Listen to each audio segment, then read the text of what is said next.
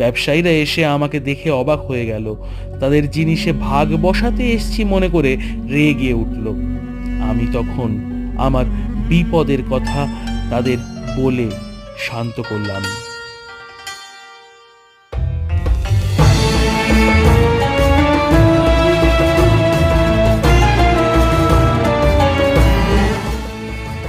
তারপর কিছুদিন সেখানে কাটিয়ে জাহাজে করে দেশে ফিরলাম।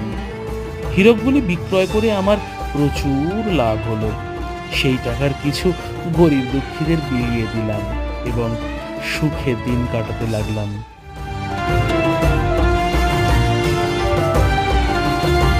গল্পটি শেষ করে সিন্দবাদ নাবিক দরিদ্র সিন্দবাদকে 100 মোহর দিয়ে বললেন, কাল এসো দোস্ত, তোমাকে আমার তৃতীয় বাণিজ্য যাত্রার গল্প শোনাবো।